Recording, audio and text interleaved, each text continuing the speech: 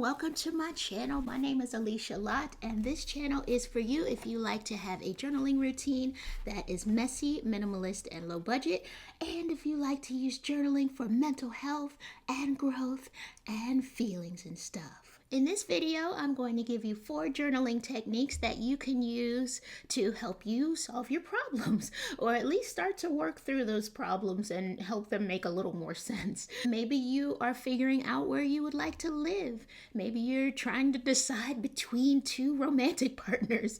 Maybe you're trying to figure out if you want to start that business. I am here for you. I have some journaling techniques that may help you. They've helped me over the years figure things out. Not that I have all of my stuff figured out. I don't want to ever give that impression. I'm definitely more of a visual processor. I'm definitely not a verbal processor. I'm not the type that will talk through their problems with other people and try to just lay out all the possible solutions and all of the what ifs and all of the questions, all of the doubts with other people. That's never going to be me. I am an introvert, and I like to see things laid out on paper and just start to piece things together that way. And also it's really helpful because then you can, in the future you can go back and say, oh, this is how I solved that problem, or this is a solution that I chose. Did that work out? Maybe it didn't. Maybe I need to try something else instead and try a different method to lead me to where I need to be. I will probably be using some of these techniques, or maybe all of these techniques, this weekend. I have some things that I have to figure out as well. So in 2 months' time, I may be without an apartment and without a job. I was working a job and it was a temporary contract position, and that contract is about to be up. And I right now don't have any prospects, so I need to figure out what I'm going to do, if I'm going to go back to teaching English online, or what I'm going to do.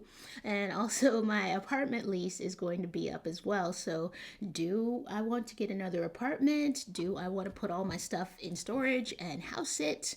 Who knows? We don't know. So I'm going to take some time and just write all of the possible things that I could do, just write them out on paper. So we will see.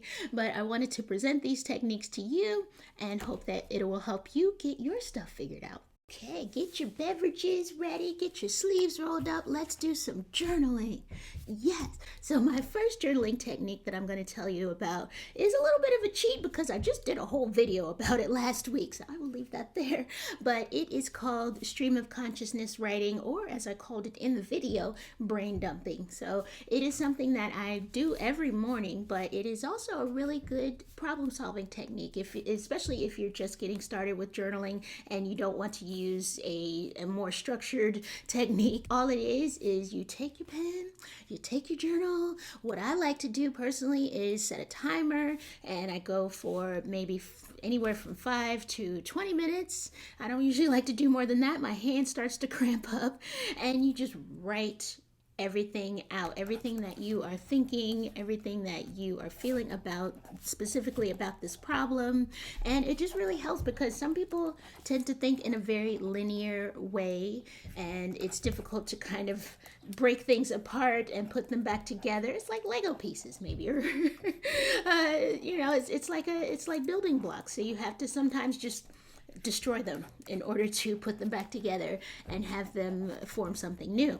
So yes, I think this is a really good way to do that. So all you're doing is just taking everything that's in your deep subconscious mind, just writing it down on paper. So you just write. If you get stuck, if you start to zone out, then because yes, in the morning sometimes I start to fall asleep.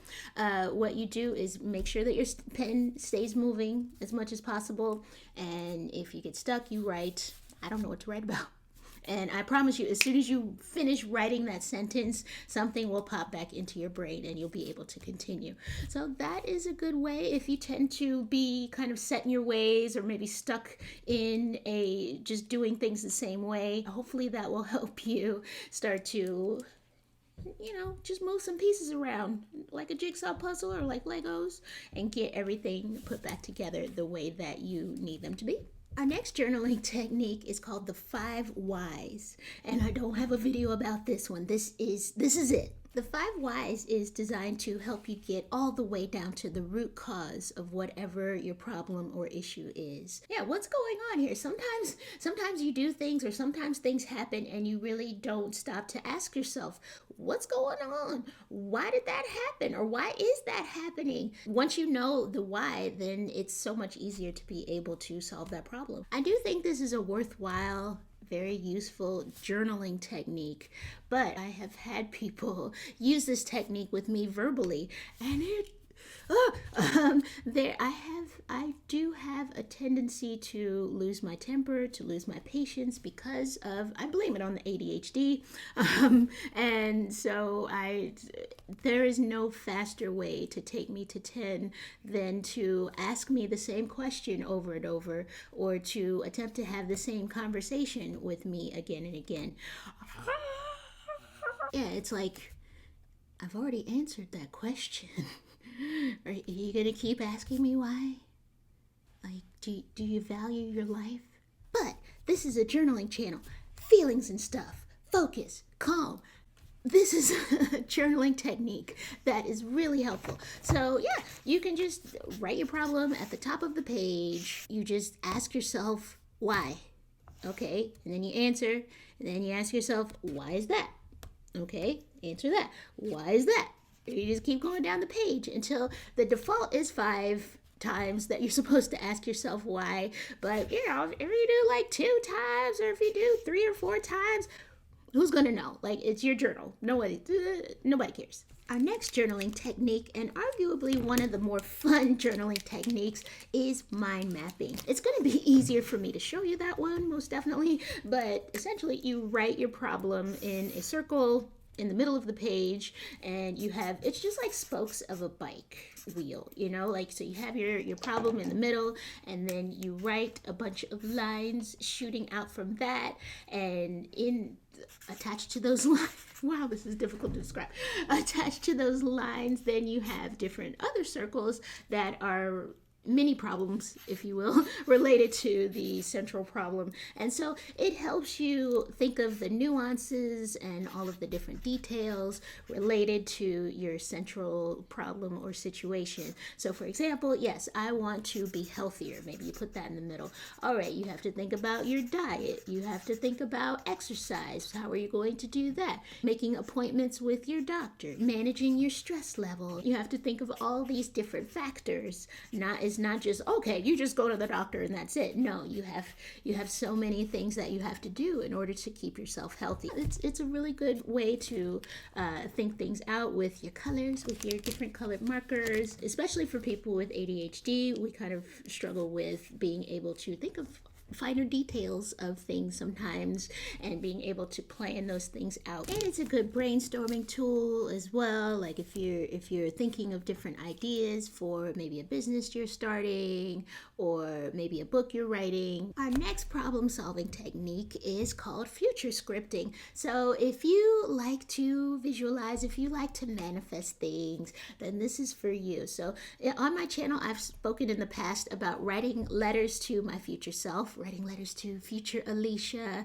and just saying, hey, dear future Alicia, I hope that everything is going well for you. I just want to say that I'm proud of you. Future scripting, all you're going to do is write a journal entry, just a regular old journal entry, except that you are going to write it as if whatever it is that you're planning for or worried about has already happened. If public speaking is something that makes you nervous, if it's something that you're afraid of, what you could do is write a future script as if you have already given a TED Talk and it's going to be seen by millions of people.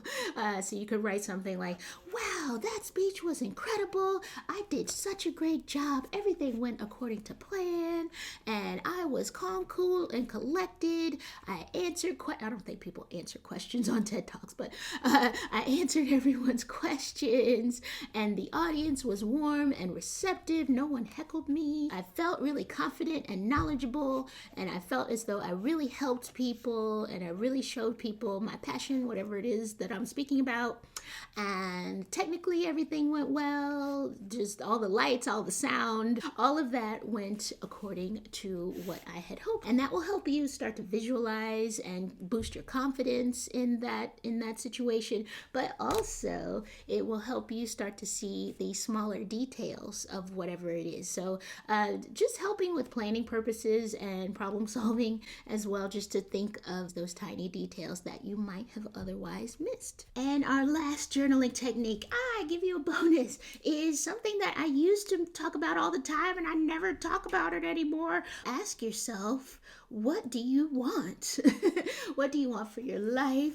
What do you want in the future? What do you want to feel when you wake up in the morning? What do you want to eat? What do you want to wear? What do you want for your family? What do you want for your life? What do you want? If you just simply ask yourself that, that can be a very powerful technique to help you distill what's really going on and get to the root of your problems. Thank you so much for joining me. I hope this video was helpful in helping you solve those complicated problems that arise in life, as they do. How dare they?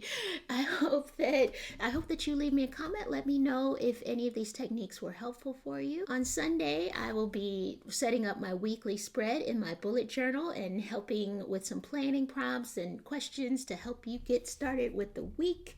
And next Thursday, I will come back with more journaling techniques. So I hope you stay tuned for that. And I hope you enjoy the rest of your week and that all of your problems disappear.